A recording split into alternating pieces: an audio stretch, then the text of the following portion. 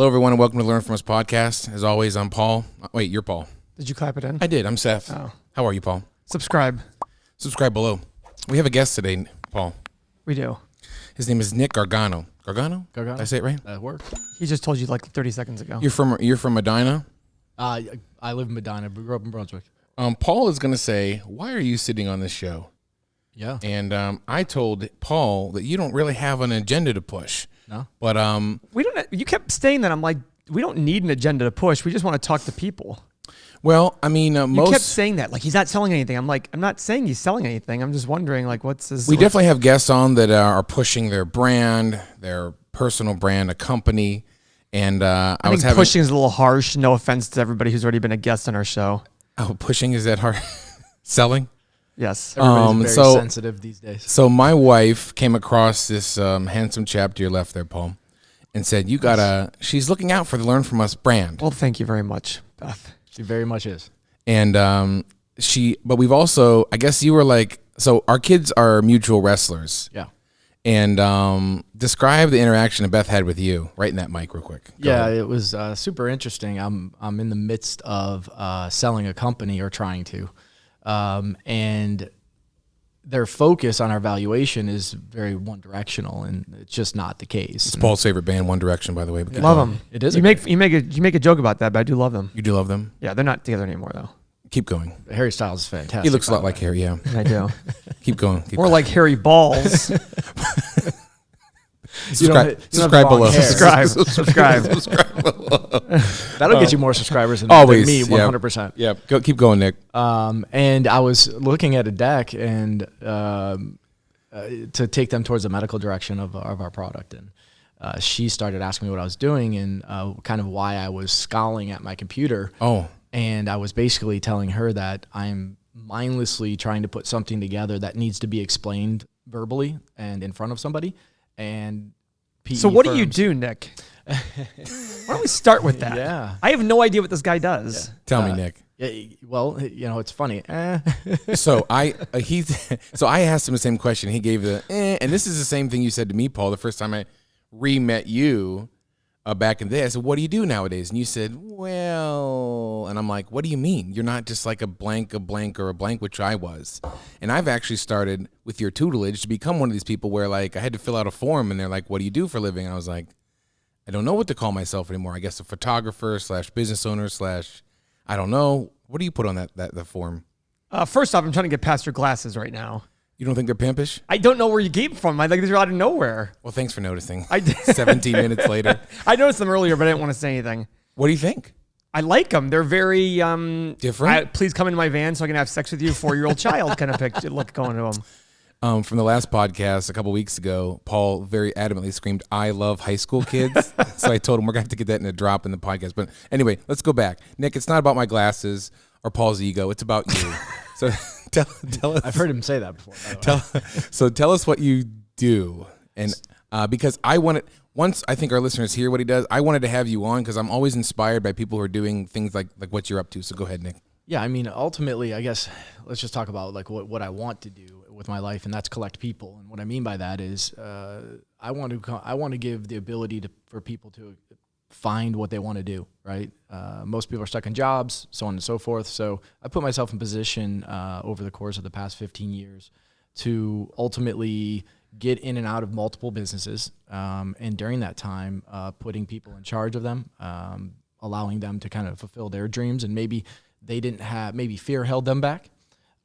So for most of them, I always tell people I've done it the easy way. I've always maintained like a sales position or a management position. My last position before we went public was a CSO of a company called Adapt Health. And what's a CSO, Paul? I don't even know. Yeah, it's Chief Service Officer? Chief Sales Officer. Sales. Oh, sales. Yeah. It was a way to get me in for a number of reasons into the C-suite with this company. And we went public in October, and we started working on me kind of taking a step back from the business because it's really not. What's the name of the company? Adapt Health, AHCO. Is the ticker? Yep. AHCO. Yep. So you went to college for what? Tell me that story. Went to college to play soccer. Oh, where at? Ohio State. Oh yeah, you told me. Yeah, I started at Louisville, transferred to Ohio State, and that was the goal, man. That was All about soccer. all about soccer. How were your grades in high school and college? 3.8. Okay. How old are you? I'm 41 now. Yeah, you look it. I'm kidding. I don't even know what that means. No, I turned 39 a couple days ago, so. More like feel it. More like feel like 60 Yeah, with same the thing. body with the Yeah. surgeries and stuff. But So how did soccer pan out? the typical story, right? You go with the dream, and as an 18-year-old, you make some bad decisions, and you think you're on top of the world. Yes. And then injuries start to set in, and a car accident sets in, and Oh shit. I went to school for occupational therapy ultimately, and the only reason I did that was because I want to learn about my body. Physical therapy was way too hard. Giving the schedule for soccer. So I said, we'll do occupational therapy. And all of a sudden when soccer was over, I was like, oh shit, Right. I don't want to be an occupational therapist. And then you start to realize like, well, I can't transfer to business school because I'll have to take 4 more years of college. And I wasn't going to make that investment because that was dumb. This one was already paid for. So ultimately I stuck with it, but Dr. Case, if she ever becomes a listener, she's like, listen, I'll give you a B if you don't come to class.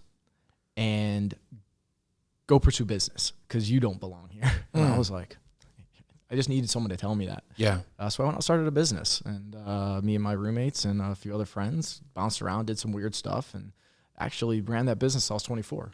What business was it? Very hard to describe. Basically, we started off passing out flyers to the South Campus at Ohio State for a small pizza joint to compete against Papa John's because Papa John's $5.99 deal was killing them. And when we did it, next thing you know, I'm making pizzas because he didn't have the labor to actually make the pizzas. So it was, so we started off doing that, and then we found we found a lot of interesting products. Like we found prepaid legal as a multi-level marketing deal, but ultimately what we did with it is we sold it to businesses, and didn't really get in that whole multi-level marketing until I brought some friends in, and they liked that piece of it. So we had 3 offices, we did that, and then I just started bringing in products like Cyber Collect out of La Crosse, Wisconsin. What is that? It's all over the place now. Yeah. You've already lost me. I was stuck on pizza. Yeah. Well, the pizza was like It shows. Thank you, Paul. Thank you so much. Yeah, CyberCollect was a collection company. This guy had found this egghead found a way into the Federal Reserve to get his own account in the Federal Reserve. So basically, if you bounced a check, it would not go through. The banks don't talk to each other back then, right? I don't know about now, but banks didn't talk to each other, so it'd have to go through Federal Reserve, clear back down. Well, it would hit us first, and we'd go right back to your bank account and be like, "Oh, you don't have the money." We'd pull it before you even know about it. So we had about 92% collection rate, and it cost $0. So like Heinen's was a client of mine. Grocery stores was a big one, and so we just started building it. And then once you're 23 years old, and what we considered money back then started flowing in. So did the nights out and the trips and the stuff like that. And then all of a sudden we woke up one day and we're like, wait a minute, why is the bank account so low? and then all of a sudden the rent for all the offices and all this other stuff. And we're like, so I made the decision that my partners, being my friends, still dear friends today, guys, I think we're going to wind this down and we're all going to go do something different. And that's what we did. But, I got a good crash course in how not to do things. I tell people I screwed up majorly for the first 5 years of my business career. What kind of guidance did you have to start all this stuff? Because Zero. Because honestly, when I was in college, I didn't know anything. I thought I knew everything, but I didn't know anything, let alone starting businesses, getting offices, and doing everything you're talking about. This was late 90s. Mm-hmm. I had 2000. Yeah, 2000. I had an interesting encounter with a gentleman who I'm not sure where he's at, but I've got a clue. His name's Buck Reed. He's a multi-level marketing guy. I mean, he made millions. What's multi-level marketing, Paul? Network marketing. It's Network where marketing. you get your friends to sign up. Yeah. And Pyramid schemey type thing. correct. Yeah, basically. And this guy, he made his money off sales training. So he was traveling coast to coast, and he was, putting 1,000 people at $200 a pop in these seats. He's making a fortune. And I was having a drink with him. I asked him if I could follow him around. I had nothing to do. And so I followed him around at 19 for a while. And while we were drinking one day, he said, what do you want? And I was like, 19 years old, I want to be a millionaire. Sure. And he said, well, where do you get your advice from? And I said, I don't know, my mom, my friends. And he's like, are any of them millionaires? I said, no. He's like, why the fuck would you get information from them? He's like, I'm a millionaire. Why don't you ask me? And I kind of took that to heart. So you said where I got my I guess, advice from. I just started talking to all the people that were in my life, and none of them had what I wanted. So I decided to do exactly the opposite of what they were doing at all costs. And that's I just kind of kept that mentality. But then I also knew, then I started looking at other avenues of it's very hard to build a business. It's very hard to be successful.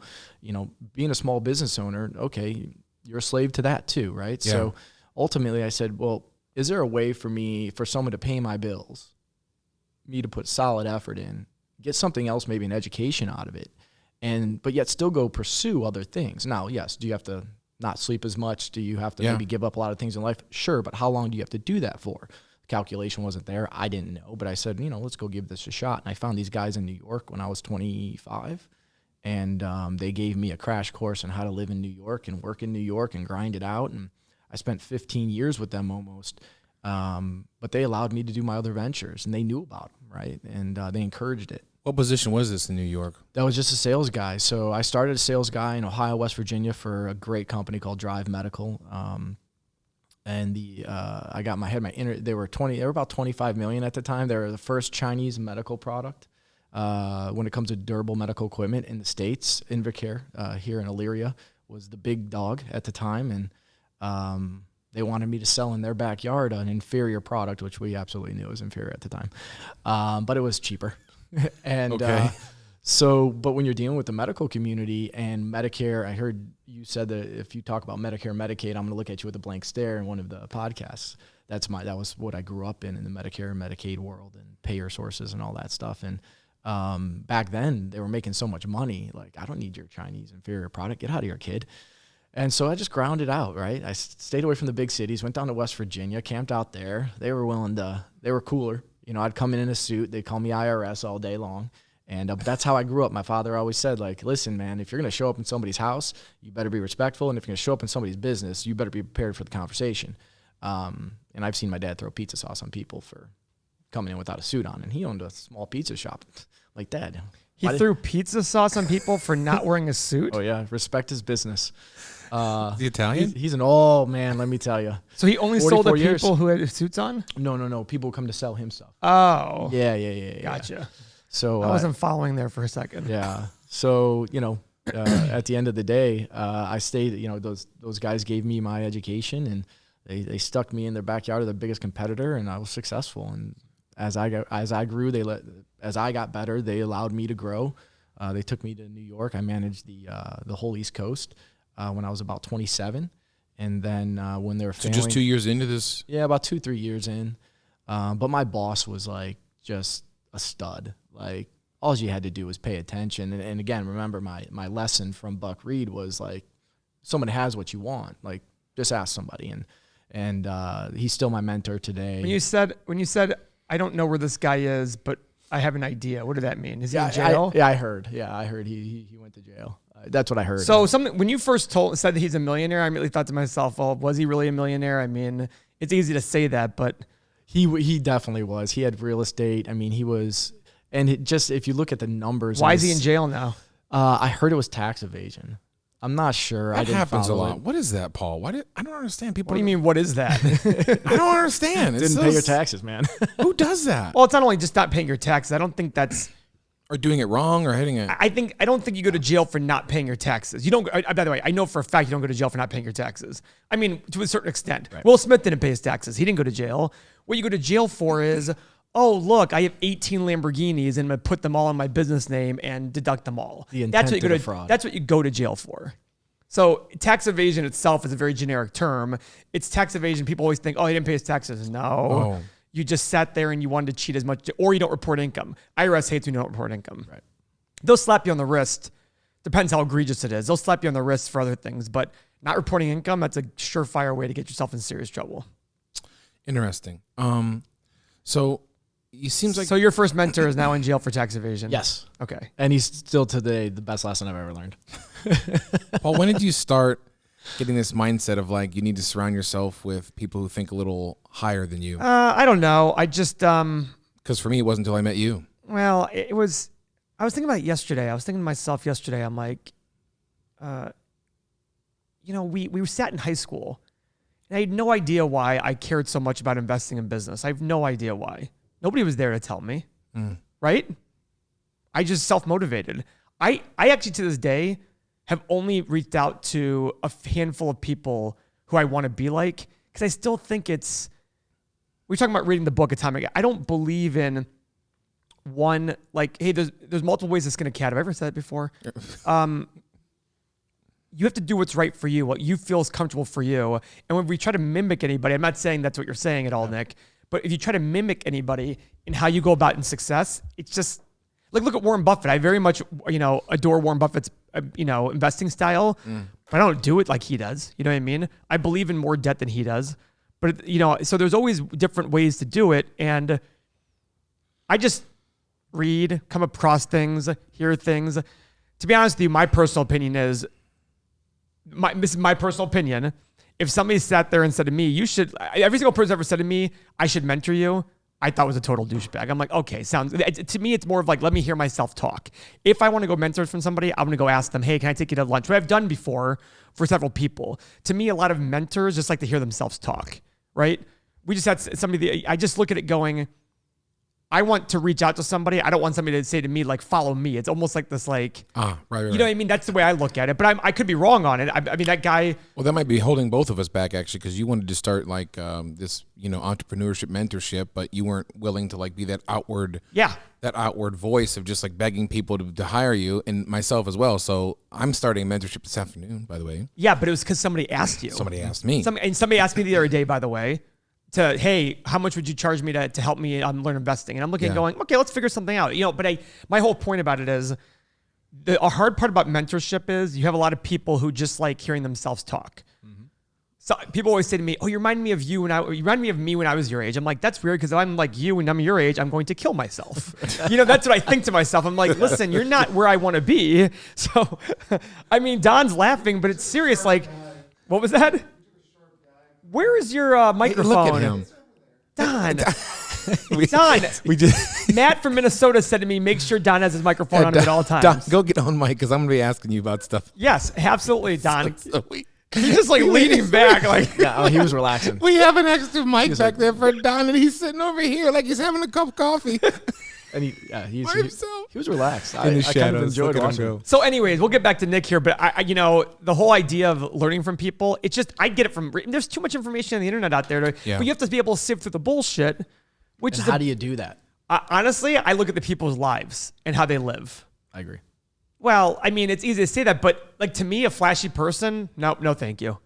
If I see their stuff, that's not because to me, when I sat there and said, I bet you that guy wasn't a millionaire, somebody who says to me, I should mentor you, is the kind of person who's trying to live larger than he is. And to me, the tax evasion thing probably indicated he probably wasn't a millionaire. Like, I mean, if you're really truly a millionaire and you have all those assets, if the IRS comes knocking your door, well, again, you can pay it off. It's all rumor. I have no clue. Like, it's just people like. Let's go look it up. Let's go look up why he's in jail now. No, I'm sure. It's one of those things. Like, I forget you can Google anything, right? So yeah.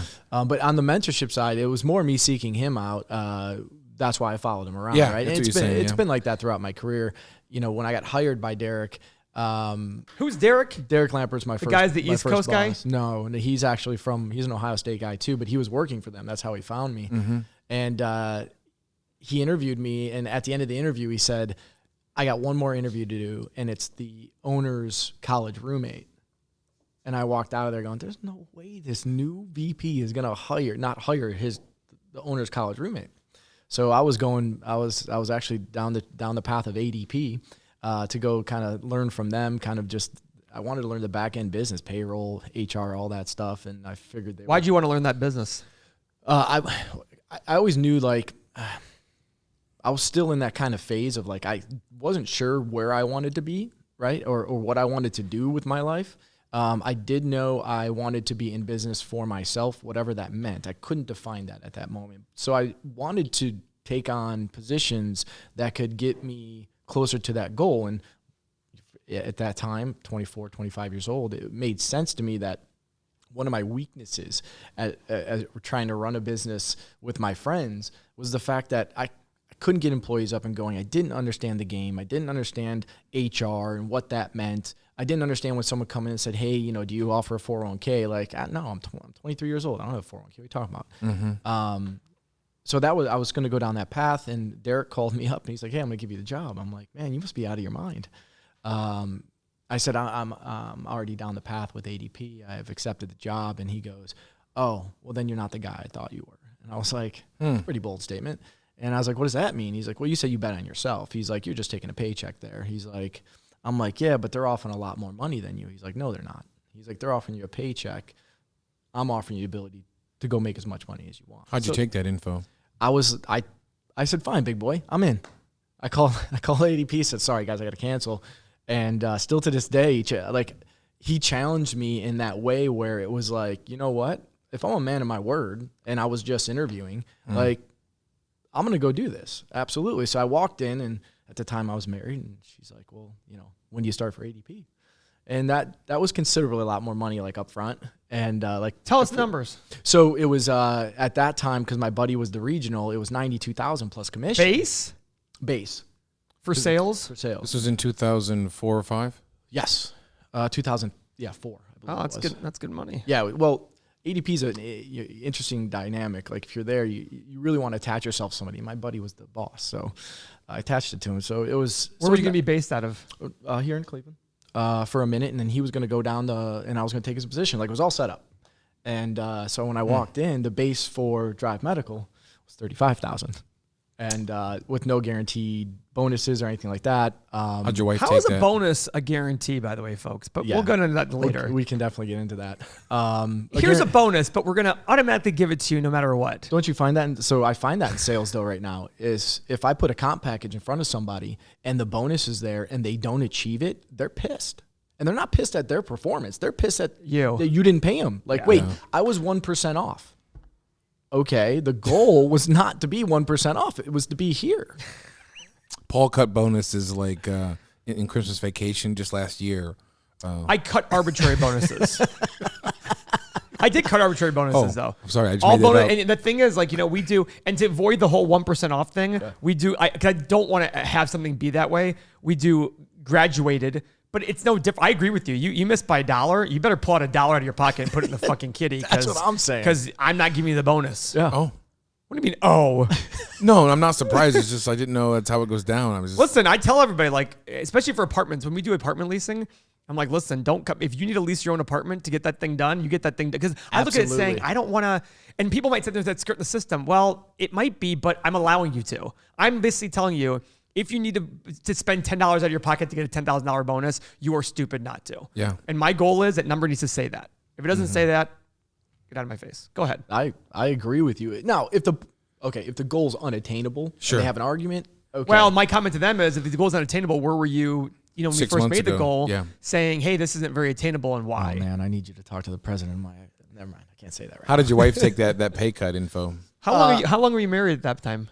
A year? How long did you stay married? 10. A little over 10. You said I'm interested to hear how the story progresses, because you said that like the success in your business cost you a marriage, and Yeah. you don't have Why to. did it cost you marriage? You don't have to. Yeah, you do. Why did it cost you your marriage? Well, I can imagine. You initially told me you're flying all over the country. I mean, right then and there. I mean, that's the easy way to describe it, right? But Yeah. ultimately, just, listen, the focus. Enjoying life. Enjoying life. The focus is elsewhere. Kids start coming into You play. didn't deny it, Nick. I like you. I mean, listen. Non-denial denial. You can't listen. You want me on the podcast? You're gonna get honest. Go ahead. So ultimately, both parties make bad decisions, and you part ways, and that's okay. You find yourself in a different position, and I always said, like, I grew up at 36. She was there for the immature years, so I apologize.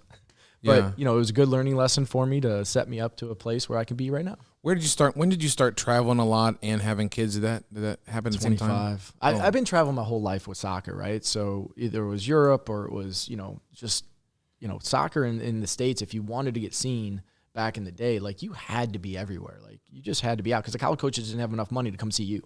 So if it was Dallas, Texas, to go to a college, recruiting tournament, that's where you were at. And God bless my mom. We had, we didn't have much to put together, and I don't think I've ever thanked her appropriately. I'm actually taking her to dinner tonight. Maybe I'll thank her again. That's your thank you? Is dinner? No.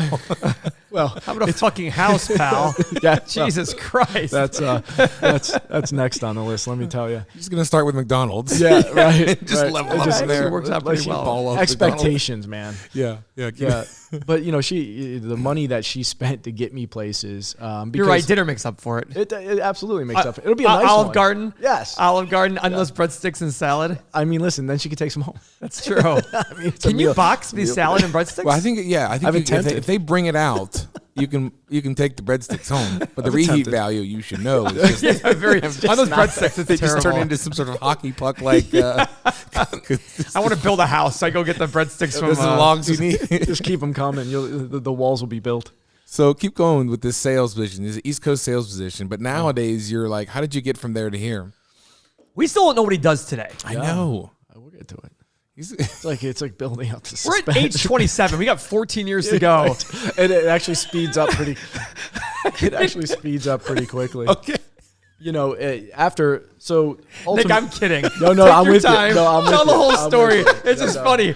We're still haven't gotten to high school, college graduation yet. but Paul's we're- like, so what does this guy do? Well, we don't even know if I really graduated college yet, and that question was never asked.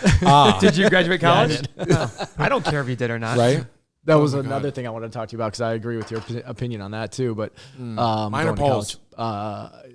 Uh-oh. What's your opinion on it? I don't. Think Yeah, you're I was a going div- to say I'm not sure. I I don't know what your opinion is. Your opinion is get a PhD in chemistry. You know, I was at a high school basketball game last night, and they announced all the seniors and their grand plans. Oh, she's going to OU, and she's going to major in this, and she's going to be this. And I'm just like, come on. We're all going to that's pretend. None of that's Like, so I really thought to myself, boy, I would love to have my kid announced on senior night, and his plan is to run the business he's already in. He's going to run the business that he visit blah.com to find Gio's products right now, because everyone else is like, he wants to be this, and that's fine. I just love the aspiration. And guess what? People probably respect the kid who's going to college, get the PhD Oh, in absolutely, chemistry right? more than You're supposed to go your and kid. get some degree you're never going to use. For me, 2 of them. And anyway, that's a whole different topic altogether. So Nick, you came out of the womb. We're going back to womb. Let's not go back. I Paul. was Let's saying go we had forward. 14 minutes. Now we got 41 years to go. Let's not go backwards. So age 27, you're traveling on the country. Yeah. You're slaying. I'm slanging I was a professional. I sold portable toilets. Seriously? To old people. Yeah. It's the Oh, joke. for the medical device, for the Yeah, medical. yeah. Gotcha. So, okay. you I thought you meant like porta johns. commodes. Okay. Whenever we felt ourselves getting a little too big, we just reminded ourselves that we sell portable toilets for a living. And Okay. What was your commission structure on that? it was per product, uncapped. So Why do people cap commissions? I don't know. Do you know there are companies that will sit there and say, "Yeah, you're limited on commissions." Or they'll play a game with you. They'll say uncapped, but then it's like they have these tiers or something that you're like, wait a minute, that tier's like that's impossible, and then it shuts you down at this time. We had uncapped. Well, I'm commission. okay with I'm okay with like the top tier being very, very difficult, because that basically means uncapped. But there are companies that literally go like, "Yeah, you can only make X amount of dollars on commissions." I'm like, so you don't want more sales, is more what you're sales. saying? This exists. We bought a company 4 years ago. Who's the we? Adapt Health. Adapt Health is a conglomerate of 54 businesses purchased over 5 years. That's what it is. Small DME companies, not major acquisitions. Anywhere from 1 to 10 million. We just purchased one at 90 million. Who are you That's a big buying? one. Who? DME companies. So like What is that? durable medical equipment. Like, And what you- does that mean? And Again? you I'm sorry? mean in terms of revenue numbers, 1 to 10 and 90 and all that stuff. Okay, revenue. I only ask. And none of them are worth. My role is to play the dummy here to ask what all these acronyms mean, because You're getting an Academy Award. the feedback we get is like sometimes here's your joke. The feedback we get is like sometimes we go off on tangents, like, well, I had them at X, and then Paul says something about ROI versus ADP, and so who are these companies? GDP and GDP. the RBP. I think we stay better on track with guests. I would agree with you. Yeah, we don't stay on track as well with you and That's I, true. but with guests we do. I have a And- feeling I'm going to take you off the rails too, because I'm. No, I'm like this all is over good. that. This is good. Just keep going about acquisitions. So you guys have bought 54 companies in the last 5 years. Yeah. Seems like a lot. It's a terrible lot, especially when you try to bring them together. It's like nuts. Do they all come and relocate to your guys' location? No. It's across the country. So we started off. So they were a client of mine. So let me back up real quick. So Drive ends up, the original owners are getting a little bit older, and they're like, hey, we have these private equity companies coming in. Get a little closer. Get a little closer. Sorry about that. So they had given a few of the guys that had been around kind of equity in the company. So we were like, yeah, man, let's go. So they sold out 2.5 years ago, 3 years ago, and CD&R bought them and came in and thought they were going to change the world, and unfortunately that didn't happen. But all the partners made money, so that was great. When that happened, a private equity firm that was one of my clients said, what's going to happen when they come in, right? They're going to do all these things. And I'm like, no, they like us. No, they like us, but they wanted it done their way. So I went to work for that private equity company that was buying up these companies. And because I knew kind of it's a W know versus W don't. And I knew this guy for 4 years, and we were friends. And he's like, come in and just help me bring this company together. Get to Salesforce all together, and then whatever else pops up that we need to do, right? So I came and did that and negotiated a good deal with them, went public, and 2 years later. What is the process of that? As someone who has no idea what you guys are talking about, when you say a company went public, what level are you? Yeah, what is the process? I mean, I wasn't privy to the entire process, because when I'd get into these meetings, they start using the ROIs, the GDPs, and stuff like that, and I'd be like, "Man, I have an occupational therapy degree." What does GDP have to do with it? What is GDP? Yeah. I thought I'm just rolling with the punches here. Wait a minute, hold on a second. Okay, Paul, what is the point of a company going public? So it's a way to get your equity out. So when if you're a private company, and let's say the company's worth $20 million. Okay. How do you sell shares in it? You have to sell a percentage. Yeah, you have to go around, and it's a lot of hassle. If you're a publicly traded company, you can go out there and just sell your shares. The other thing is they tend to be more glamorous. People look at publicly traded companies as more glamorous. I would think so. Easier to get capped. I don't like the idea. We always talk about ourselves and growing to a certain level. Like the Koch brothers, the one just died. They're the largest privately held, I think, company in the country, maybe. They're completely private. Bloomberg is completely private. Mm-hmm. And the benefit of it is you control everything. Dell Computer, I talk about this all the time. Dell Computer went private 7 years ago or so. After going public? They went public. Yeah. The stock was super depressed, and they went and bought all the they went and took the company private again with a lot of debt using Microsoft as other So Elon Musk was talking about taking Tesla back to private, but that's a whole other story. Correct. What is the point of letting go of? Why would you offer your shares to the public of your company? What is the advantage? Well, one, you get easier access to money. It's more glamorous. You can sell your shares much easier. You can issue more shares much easier to go fund other things. Like if you want to buy a company, instead of coming up the cash, you might sit there and say, hey, we have 10 million shares outstanding. We're going to issue another 1 million shares. So it dilutes everybody else, but it gives you the cash to go out there and go make acquisitions. I don't like going public unless you have full control, because like Dell said, the second they went private, they didn't have to hit numbers anymore. You are always trying to hit numbers, so it's hard to invest in the future. Like imagine somebody coming in here and saying, Paul, you're a publicly held company. What was your profit? Well, hopefully zero. What do you mean zero? Like, well, we're investing in the future. We take all of our profit and reinvest it. No, you can't do that. Like, well, why not? Well, because we need to see a return. Well, wait a second. We're trying to grow here. So look at the way I look at companies. I don't want them to spend every dollar. But at the same point, I want them to invest in the future. So it's this hard balance. You always have to hit numbers, quarter to quarter guidance. It's just a fiasco. But that's why I like what Warren Buffett does. He's publicly traded, but he says to everybody, we don't guide, we don't do anything. If we're going to go invest $10 billion tomorrow because we think it's right for the future, if you don't like it, sell our shares. We don't care. That's why he has his ticker prices, his ticker symbol. 300,000 or something? Yeah, because he wants people who are like-minded. If you're going to invest that kind of money in one share, you're probably going to think long-term. So anyhow, that's the long story of it. That's a general idea. It's not exactly it. It's a very long process to go. I shouldn't say that. I've never gone public. A lot of it's ego too. Like a lot of people go public because they want to say, I'm CEO of a publicly traded company, as opposed to, we're privately held. We all own our own shares. We're pretty much a family now. You know what I mean? It's kind of like, why do we want to do that? But a lot of it's ego too. I know a guy that had a company that went public. He's right here. Go ahead, Nick. Tell us about again, what happened. I'm always the guy kind of behind the scenes doing the dirty work, right? So I let the smart people handle going public. But in essence, our company went public because, like I said, we bought an inordinate amount of companies in a short amount of time. And some of those owners were, a lot of their money was stuck in the company. And the CEO is just brilliant.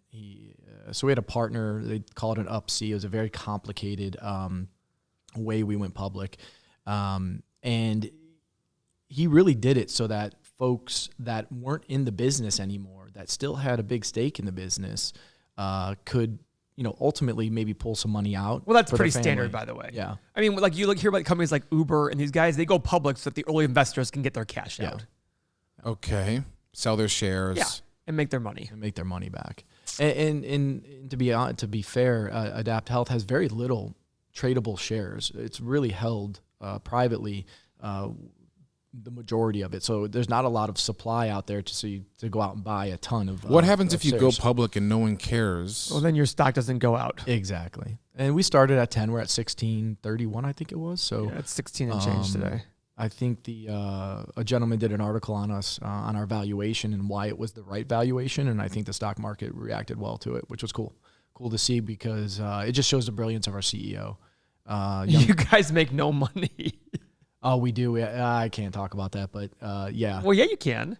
I guess I can now. I mean, listen, at the end of the day, it's one of those things where we've kind of stayed buttoned up because this is all of our first time going public, so it's. Is the information public?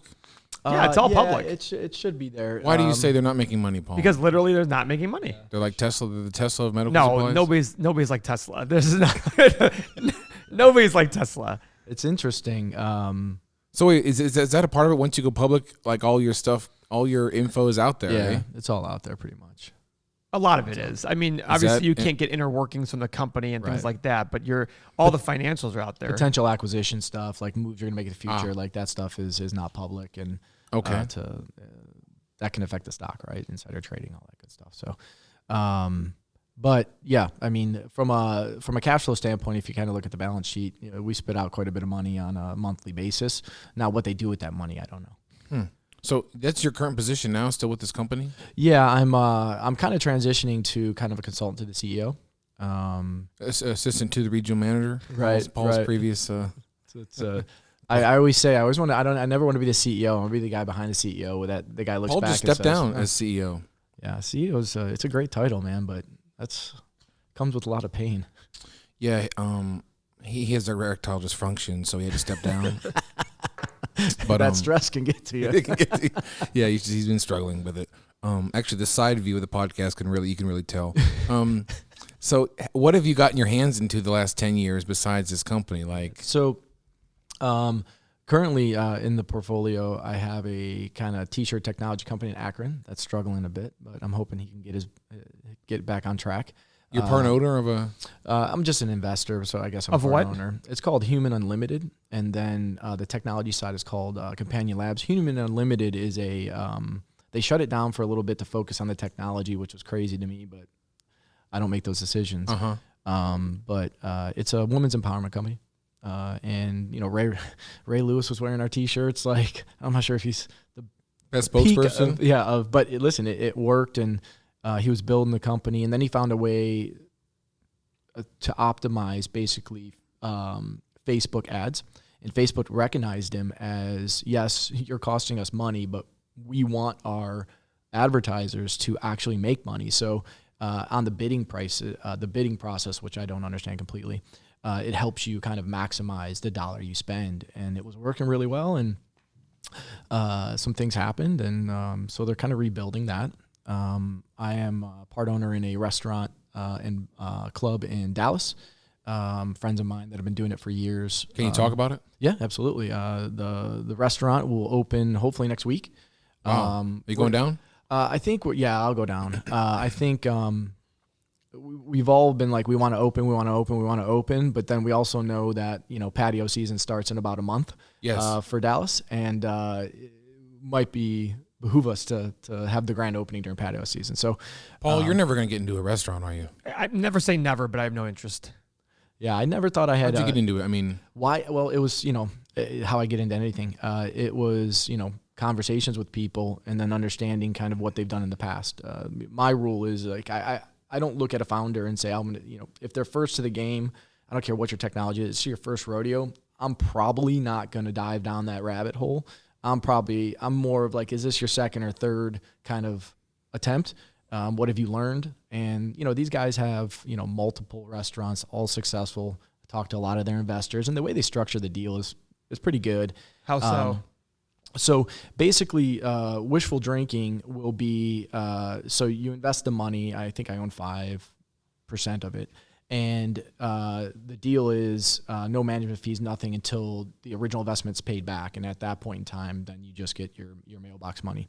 The club Citizen, which is right now currently one of the hottest clubs in Dallas, but their lease is up and they want to kind of do a bigger, badder, kind of more sleek thing.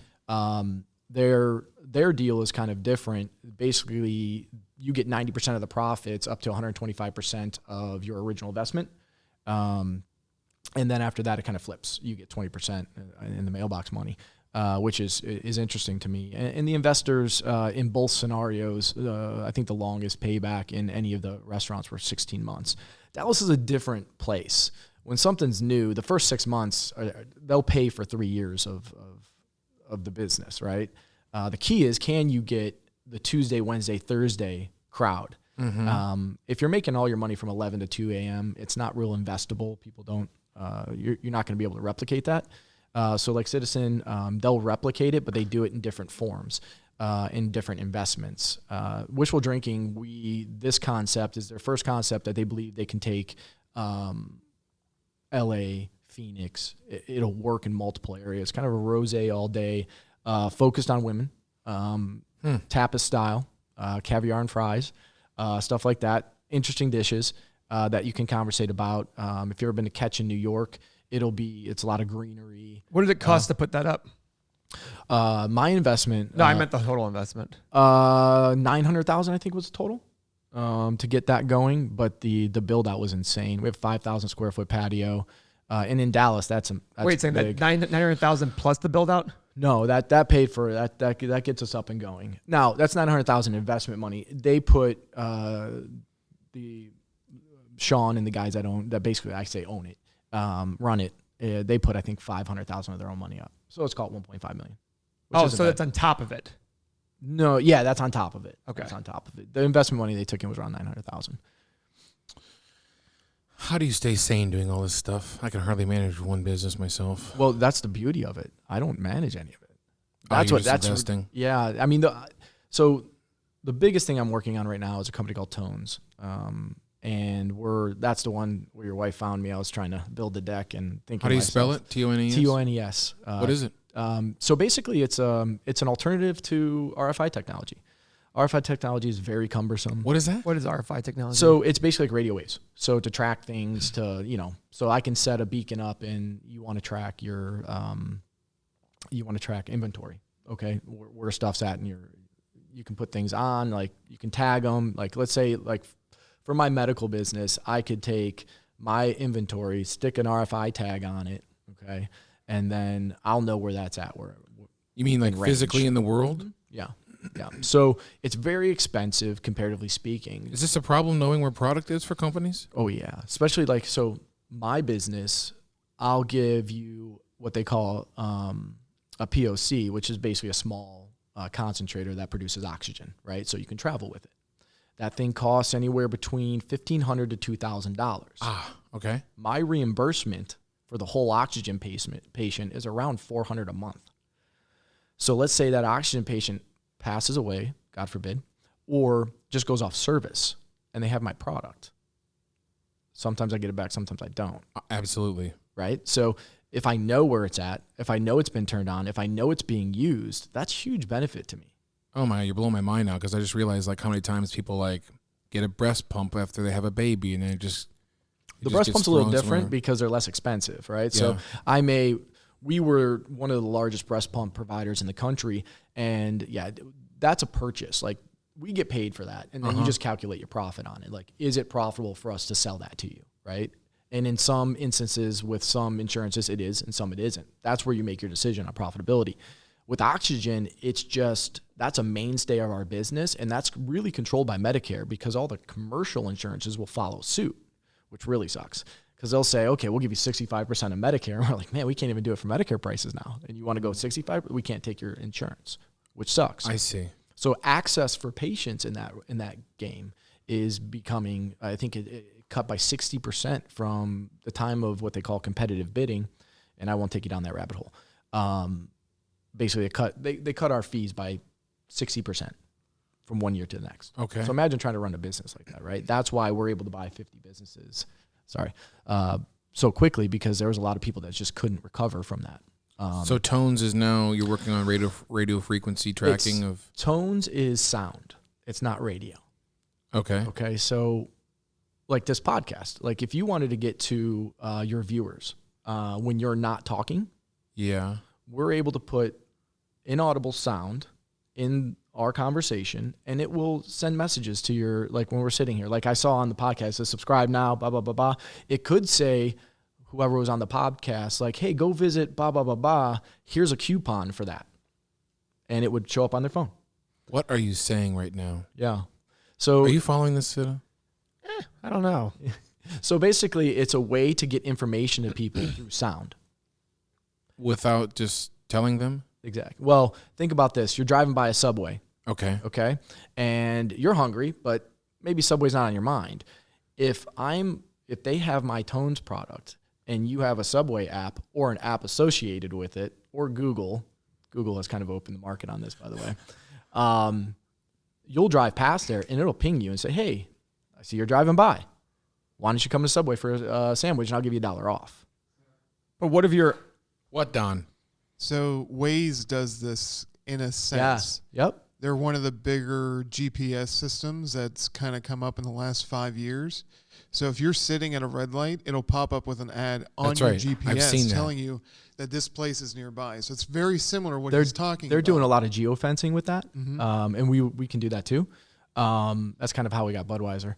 But the geofencing is interesting because it's in combination of, but like Shazam, those are some competitors. There's some other competitors out there, but it's all about the range you sit in too. We have the ability to, like, let's say, it's hard to kind of get into in a small conversation because you got to focus a conversation because Tones is a horizontal product. So you don't have to focus on a vertical. And that's when trucking to private equity, you were talking about focus in one of yours. It doesn't work. Like the product technology, the way it's built is horizontal. I can drop it into pretty much any single business there is, and I can be useful to you. What does horizontal mean besides? So instead of versus just vertical? focusing on a vertical like media or radio, or which would be media, or medical, right? Or just retail. Mm-hmm. Tones fits all of them. Yeah, In but a then sense. you're hearing something as opposed to Waze, which is just showing it to you. You don't hear it. It's inaudible. You can't hear it. Oh. So we plug it in. So like from an inventory. So What do you mean you can't hear it? It's in an octave that humans can't hear. So as it sends it, you won't hear it. So how would I know then Subway has $1 off? Because when you're driving by, it's sending signals out and it'll hit your phone. So I'm going to hear it in my Nope. phone. It's going to pop up on the phone? It'll pop up on the phone. It's a radio Oh, frequency. okay, gotcha. Yeah, so it's a sound. It's not radio. It's not a radio frequency. I'm not the technical engineer on this, but it's the difference between. Why is the that two. better than just data saying, oh, Subway, I just know from Wi-Fi, from Waze, that they're just nearby? Yeah, I mean, you can do that, but this gives you kind of more flexibility in being able to change on the fly. Like if you want to, one day you're going to run a different special. It's super simple to change that with us. But let's just. It's not easy for Waze to do that? Why is that? Because first of all, you have to content, right? And how do you get that content in? We give you the back door. We give you kind of the dashboards, all that stuff. So for example, like. So Subway's not contacting Waze to advertise. They're just putting a beacon out. Yep. And if you get past it, it's going to ping your phone. Yeah. This is scary stuff. It's actually, we get that quite a bit. We're an opt-in company right now, even though Google has opened up the door for not being opt-in.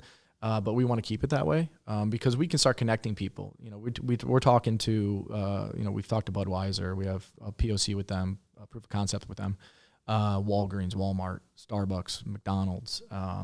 So if you have the Starbucks app and you drive past a Starbucks, it's putting out a radio signal. That's the plan. Each one has a different, like McDonald's thinks that they can increase their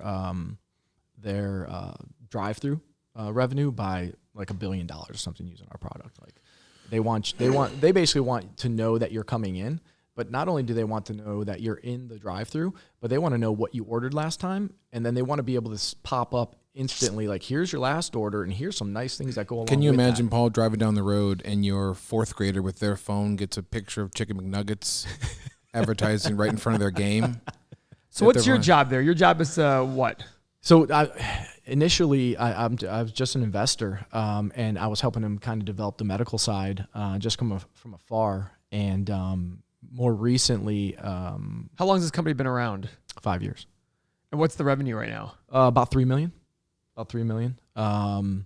But all that money goes straight back into R&D. We're in the stage now where we need manufacturing, and we need our R&D is way down the path of what we can afford to manufacture right now. So are they raising money every year?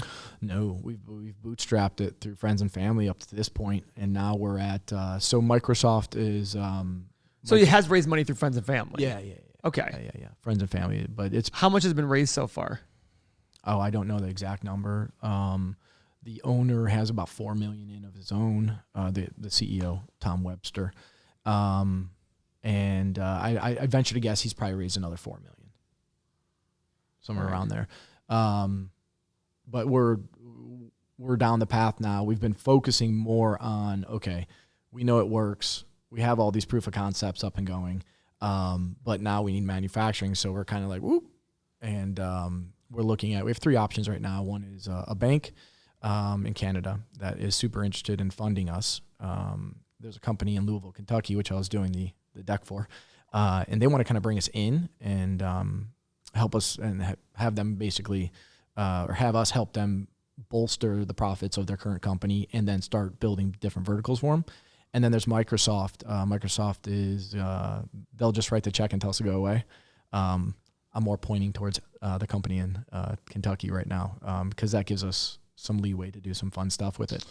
This sounds, actually, as you're talking, I'm thinking, man, this is pretty ingenious. I mean, if you're at a bar and Budweiser sends a signal that you can get $1 off or something, it's like, why? Oh my God, I just got a coupon. I'll just buy it right now. I mean, like, that feels great. Think about this. Everybody wants to have that kind of high-end experience. No matter where they go, they want to be treated right. I think everybody does. That's kind of an innate human. I think you want to be treated appropriately. So ultimately, we're running through ideas like when you walk up to my restaurant, I'm going to know who you are immediately. I'm going to know who your preferred waiter or waitress is. I'm going to know what you drink. And when I sit you down, I'm going to have that drink waiting for you. And then when you're, how many times have you sat there like waiting for the check or waiting for something, right? Or waiting for a drink. And especially in Dallas, when something opens up and it's in Deep Ellum, it's in a hot place for Dallas, it's a hotbed. Tons of people going down there. The highest grossing bar in the, one of the highest grossing bars in the country, definitely in Dallas, is literally across like 5 feet from our door. What's that bar? It's called Bottle Blonde. They're out of Phoenix. It's a great place. The owners are great people. Mark Cuban's an investor in it, and just an awesome place to go. But gets kind of crazy at night, and some people just don't want that. And so we want to take them from 11 to about 11, let them go to Bottle Blonde or to the club. And then if somebody just wants to sit and have drinks, we're open till 2 a.m. too, no problem. But imagine being able to walk in there and let's say our sales are down. Well, now I just drop a net over over Bottle Blonde. They have to have your app though, right? Yes, they do. Until he can infiltrate into a Facebook or Google. Yeah. Well, we can do that now. We just choose not to. Like Google has opened up that door for anybody to kind of, the opt-in is like the politically correct way to do business. But listen, Google's listening to us right now. They're probably talking about tones right now. We've talked to them. But so at the end of the day, the goal would be to give that kind of high-end experience on an everyday type of scenario without huge effort, right? Without putting a ton of labor into it, right? Also being able to communicate. So one of the things we can do is I can set posters up around Dallas and put a little beacon on the back of it. So as you're walking by all the other bars, I'm signaling you saying, hey man, don't go there, come here. If they have the app. If they have the app. So how are you guys getting to that stage? So when they come in, that's when you seat them, all that stuff, you start to like, hey, download the app. This is how you're going to get a hold of your server. What the $3 million in revenue you guys do, what's that? How are you guys generating that revenue? That's through a lot of proof of concepts. We have, he has a few clients that are kind of regulars on just kind of the marketing side of things. But who are they marketing to? Like, how many downloads do you guys have on the app? There's no app. So there's no Tones app. Now, there's a concept that we'll have a hub sooner or later, but there's no Tones app. So how do I opt in? So let's say Walgreens. Walgreens wants to do something with us. Well, it would be the Walgreens app, right? So you'd have the Walgreens app, and it would be plugged into. So the who's Walgreens currently app. signed up to paying revenue? Actually, the one closest here would be Discount Drug Mart. Drug Mart's going to, in a big way, go with us, and they should be live and in color. And how many app downloads do they have? I don't know that. That I don't know. I could look that up. I haven't. Do you? Yeah, Discount So Drug the Mart. big thing is they have to be a downloaded app for that company as well. Correct. I don't think that's too hard though.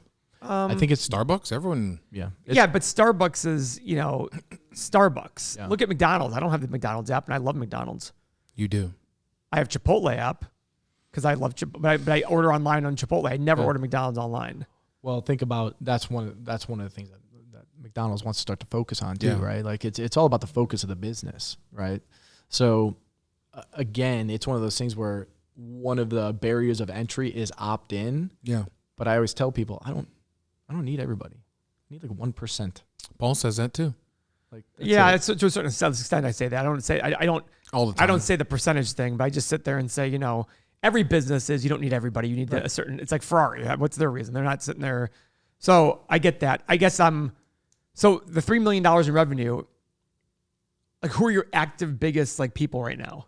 Companies. I mean, we have POCs everywhere, but Budweiser is probably one of the biggest ones. So they're active currently. Yeah, I mean, unfortunately, they're active currently based in what we're doing on the proof of concept, but we can't get to manufacturing because of the money. When you say manufacturing, what do you mean by that? So in these cases, there's a different, beacons? Yeah, a different variety of beacons, and plus we want to make them small, so we want to get it down. So like our new speaker that actually emits, it's paper thin and it's about that big. And how far does it emit? It depends on the battery strength. So that's the next we're constantly down the path of generating a bigger, better, stronger battery that's smaller, right? So right now we have a battery and prototype that would, the product would be about that thin, and the battery lasts about 2 years. So I guess my question becomes, look at Starbucks and Chipotle. Yeah. If I just turn my location on, it finds me the closest one. Yep. Why is that not easier than having the beacon there? Well, that is easier to know where you're going, but that's still the But interaction. even I'm there, but if I'm in there, if I'm nearby, Yeah. why can't it just send me the same signal saying? Because right now GPS is very accurate. I mean, it can tell you. But you're talking about GPS on location. You're not talking about communicating. But they between can the use two that pictures. GPS to then communicate They with me. can't. You can't communicate. You can send But he was just saying Waze. Look at Waze. They do that. Yeah, because what they're doing is they're dropping.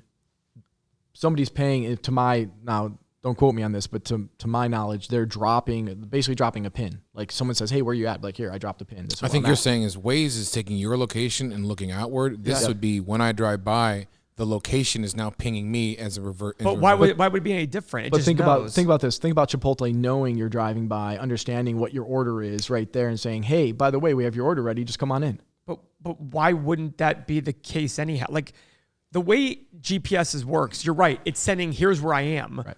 But why is it any different than, hey, I'm at I'm driving here. I just passed 4 stores that can all send me information once they know I'm there. They're not though, right? Chipotle is not sending information. But I don't know why they're not doing it. But I'm sitting there yeah. saying so to me, as technology gets better, having that extra item there is now something to worry about. Like, okay, what if the battery goes dead? What if it's all these things? Like we're adding this as opposed to having it. So there's two sides of it. There's the physical manufacturing piece of it, and that's when you start getting the inventory and all that stuff, right? And then if you're physically walking into a Walgreens and you're down aisle 6, what's in aisle 6, right? Well, Walgreens makes more off of their generic brand or the Walgreens brand than they do their standard brand, right? So you're sitting in front of the Flonase, because I take that. Listen to this. Yeah, you're sitting in front of there and it can ping you to say, look to your left and buy the Walgreens brand. I'll give you $1 off. Right? And that's one of the things Discount Drug Mart's been, they're constantly fighting these big retailers, and they got to be creative on it, right? And so we're working with them, and they'll be live in Cincinnati hopefully in the next couple of weeks. So they can put these little transmitters literally in near products that you want to sell. Like you can the stick them on store. products, or you can just do a beacon on the aisle and program it. And to how do much are things these like that. beacons? Compared to our RFI technology, an RFI technology to do it in a whole store is going to cost you a couple $100,000 probably. Ours is, 10 grand. For each beacon or for the total store? For the total store. It's peanuts. And to be honest with you, the market is so new. That's why Microsoft basically said, like, the valuation on it on $3 million, we're not willing to give that up, right? So not in the technology, but it's an IP, right? So they're looking at the IP. What was the revenue year one? Oh God, I wasn't there year one. I don't know. But now it's doing $3 million a year? Yeah, about. All right. And what's the Budweiser app? Yeah. So what is the Budweiser, like, how do they use it to make money? So again, all proof of concept right now. And you keep saying proof of tested. concept. I mean, That's how we test things. well, right. That's what I'm asking. Like, Yeah. how are they using it right now? So right now, Budweiser has a problem with their sales force. Their sales force goes in, and basically they're supposed to check the marketing ads and make sure that they're out. So let's say store 1 was supposed to have 5 marketing displays, and they only have 4. Well, 5 was sent to that place, and they just didn't put the 5th one out. Where is it, right? So the sales force is supposed to go in, count the cases, do all that stuff, and then report back. They have like a 30% success rate on that. Think about that. They're paying their sales guys to go do this. It's not really sales, by the way. They call them sales. But they go in and they're like, hey, where's the 5th one? Oh, you guys didn't send it to us. You put a tone on it. You enable the sales iPad that they have with tones. No, it's right here. It's in the back. You need to put it out, right? So now you're maximizing that also. But now they basically can, this is going down the path, but so when that salesperson walks in, all the marketing will ping his iPad instantly and then send that information back. 4, 5, 6. How many cases are left? This, blah, blah, blah. We can get to a point where they have talked about getting to a point where they're able to put a small tag on every single case, which is 1 billion cases. So it's nuts. Yeah, and how much each one of those things cost? Or for them, you take a. I have to get it down pretty damn low to put on 1 billion cases. Yeah, our goal, but the savings that they get is far beyond. But our goal is to get it down to about 10 cents a tag. But again, manufacturing and R&D. But we know we can get there.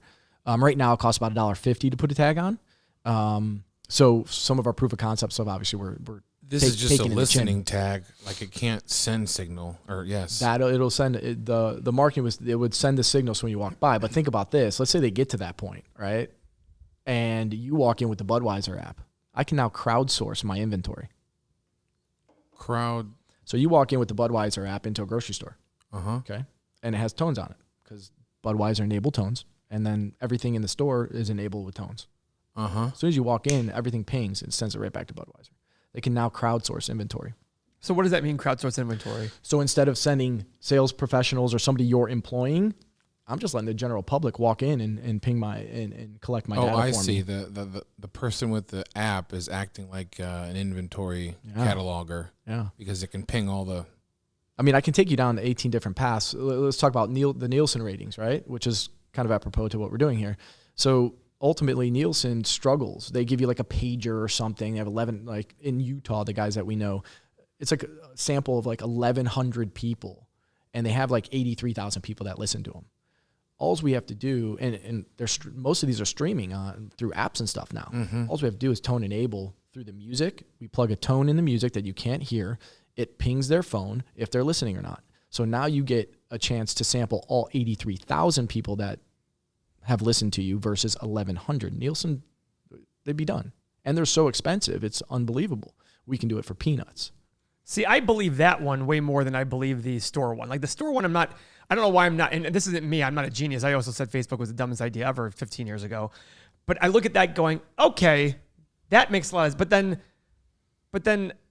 But wait a second, streaming, they already know that stuff though. Don't they already know that stuff? They don't. I'm not the technical advisor on that. Netflix already knows like how many streams they have of every single thing they're doing. Yeah. I'm not quite sure why that, but it's again the rating system versus, and this is how it was explained to me by one of the guys in Utah that owns Nielsen. Nielsen is different. Yeah, but Netflix and Roku and all those guys, they have that data of like, okay, we've had this thing downloaded X amount of times because, I mean, you go click on it, it says people are watching now, people are trending now. You know what I mean? So, again, I mean, I just to me, it's like the whole beacon idea is 10 cents is still a lot for, I don't know what the margins are on a case of beer, probably pretty high, the gross margin. It's pretty high. I would imagine so. Yeah. So maybe so they can probably afford that. But So what's your job with them? Again, I've just been an advisor to the CEO at this point, and now it's come to a point where in Vegas, we were just in Vegas 2 weeks ago talking with the company in Kentucky and trying to get them to unfocus on retail and expand their strike zone because look, we're trying to get the maximum dollar out of our company, right?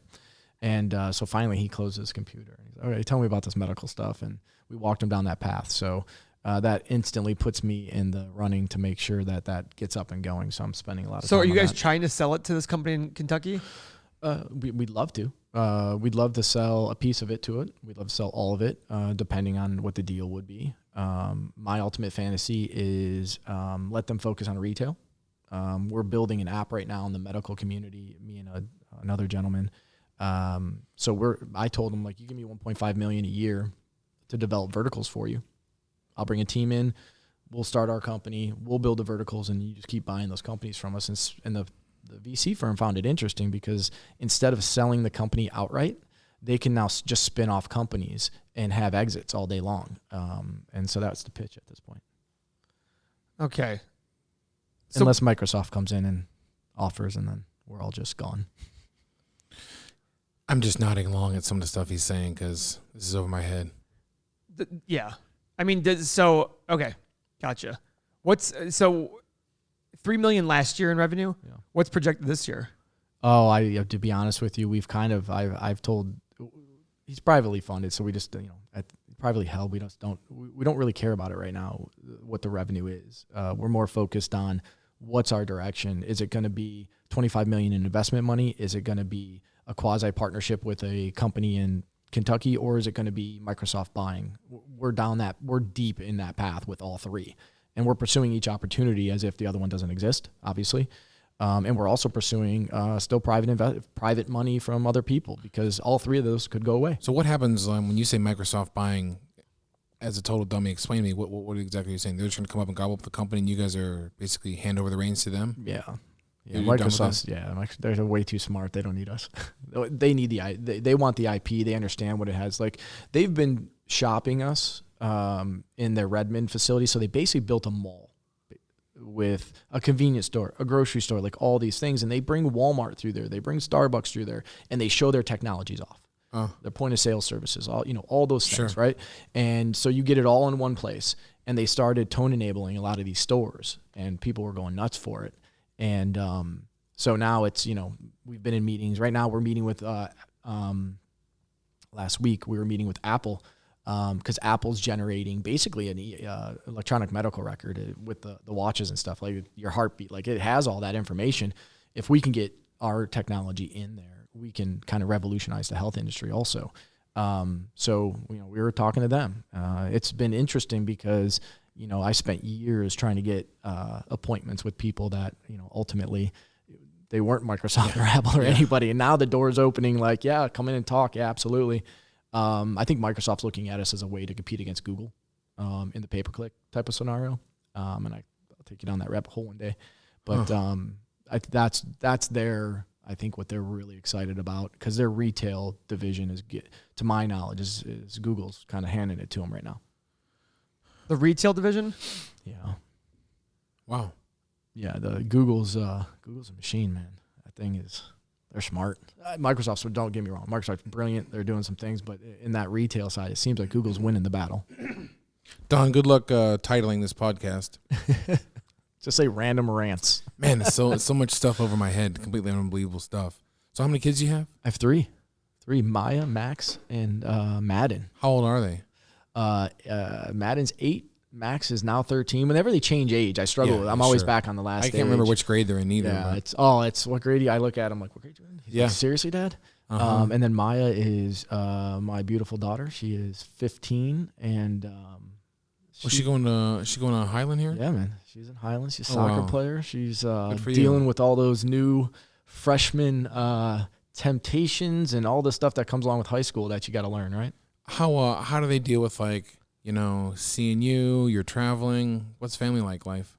Oh, I mean, it's Family life, It's- is what I mean to say. I'll be honest with you. I don't recommend divorce to anybody. It's not a good thing. But for me, it's become, now it was like, all of a sudden one day it was me and 3 kids in a house where I had somebody that ultimately kind of, I'm a very, like, you guys talk about, like, you need an assistant. You talk about your high school. So like, this is what I do. This is what you do. And, you know, we're all good. Yeah. And then all of a sudden it was like, no, this is what you do. And it was interesting, man. It was a good learning experience for me, but I'm a way better father than I was before for a number of reasons. And I find just a crazy enjoyment that I think, you know, people say I have a kid and I fall in love with them immediately. Not that I didn't love my kids, but the process of raising them and all that stuff, like, be the first, I wasn't ill prepared. Like, I wasn't good at all. And I feel like I'm at a place where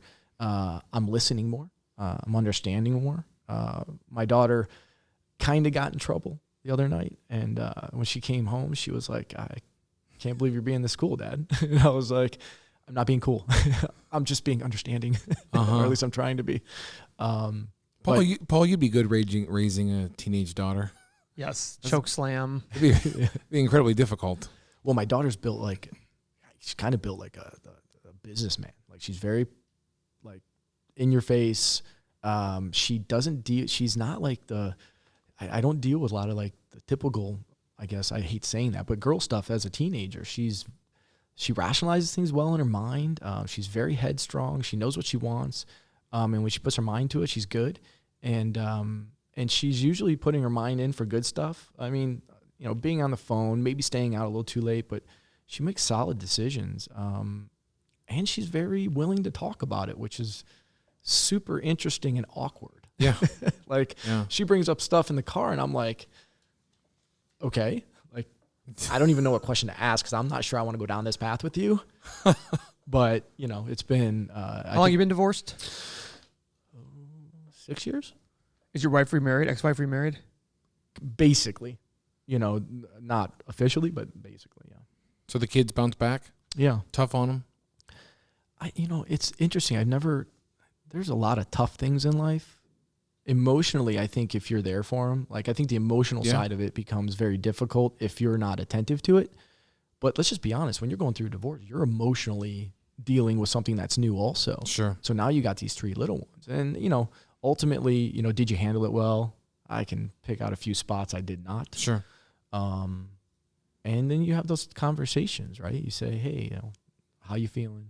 And I think we both as parents have been attentive to that.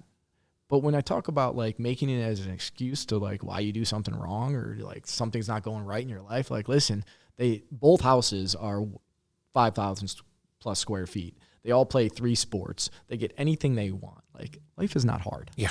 So I always try to define it as, yes, from an emotional standpoint, things are hard. They can be hard, especially when mom and dad aren't getting along, right? But for me, it's like, you know, let me take you down to the soup kitchen. Yeah, I give my kids damn near everything, and so when they complain, it's like, man, you don't even know. It's not going to get any easier from here. And Paul, I think about you saying, you know, you sort of grew up with some money, and I don't know if my kids, probably not the same amount or luxuries maybe, but they still are already showing signs of spoiled. What does that mean? Yeah, I was going to. You know, when they just complain about, stuff they probably shouldn't complain about. And then you look back at like maybe the way I grew up or you grew up thinking about how hard it might have been, or I don't know. It's just, I can already see. I've never met a parent who ever said my kid has it harder than me. Have you? My kid hasn't. No, of course not. Well, that's the goal, right? Is to make it easier for them. Yeah. So it's, you know, I'm not saying your kids have it easy either, but there's other things. And I don't know what the term spoiled means. You know, if the term spoiled means you get everything you want, you can be spoiled. You can not be spoiled and get everything you want. You can get nothing that you want and still be spoiled. I don't know. It's just, it's easier to be spoiled when you get everything you want, of course, but. Yeah. Yeah. That's a whole other road. So how's the little one at wrestling? Any good? Oh man. He's, he started off first year, like gangbusters. They moved him up to varsity, and then he started. Tough. He started getting thumped. Paul, you would not believe what they're doing to like these 6-year-olds in terms of practice. It's the hardest damn thing I've ever seen. I watch them, like, I cannot believe it. I mean, just they're working so hard. I didn't work that hard until maybe late in high school. It's an interesting to step out on a mat, right, at 6, 7, 8 years old. You step out on this mat and you're in a auditorium with, Huge. first of all, peers, Yeah. other wrestlers, 400 or 500 people. and they're all looking at you, and it's just you and this other kid, and it's like man versus man, and I you're can't not a believe man, it. you're a kid. Right. And my son hates losing. He hates losing more than he likes winning. Does he cry?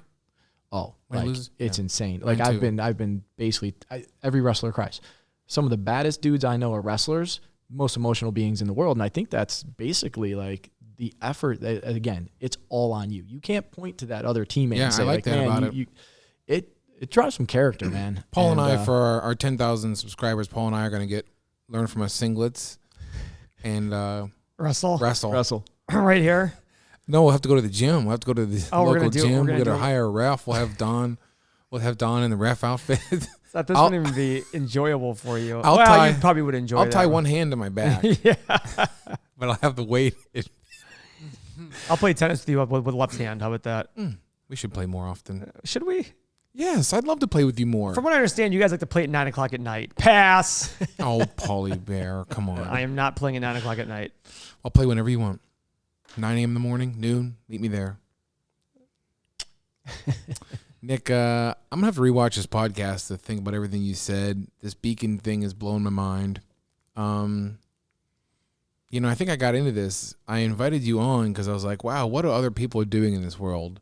And is it obtainable for normal people? But that is the path you described is just so not normal. No, it was. I tell people I took the easy way out. Like I always had somebody paying my bills, right? And then on the side, I'd do that little extra effort. I'd Yeah. maybe invest in a company and get an exit. And well, that's kind of nice. And try to connect people as much as possible. And that's why I'm always out and about trying to do things like this and seeing who you can connect, who you can touch base with, and ultimately find that path. When I first met Paul, as I always bring up a few years ago, he gave me an opportunity to do something for him, and I was like, why? I sometimes I figure out, like, why would you want to help me that way? And he's like, oh, one day you might have a deal and you can throw my way. And I was just like, no, I won't. I don't even know what you're talking about. And sure enough, a few years later, like that's absolutely a possibility one day, Paul, as I run across somebody who's maybe doing this and this, and oh, you should talk to Paul. Maybe we'll have some communication together. And yeah, I'm glad you came on today. I'm glad our kids wrestle together. I'm excited to. And I'm sure Beth will be able to talk more about. Beth will watch this and talk more about what you're up to. So I appreciate it, guys. yeah, Thanks, Paul, Nick. Paul, what do you think? I think my voice is. Listen to you. Yeah, it's bad. We have more podcasts today. I know. That's the problem. Oh, you can gargle. You know what you like to gargle. You can gargle it. WANVC. Thanks for joining. Subscribe below. Nick, thanks for coming on. I'd love to get an update on this radio frequency bullshit you guys are up to. It sounds awesome. And we'll have you on again in the future. Learnfromus.com. Learn From Us podcast on YouTube. .com. .com. Thanks, guys. See ya.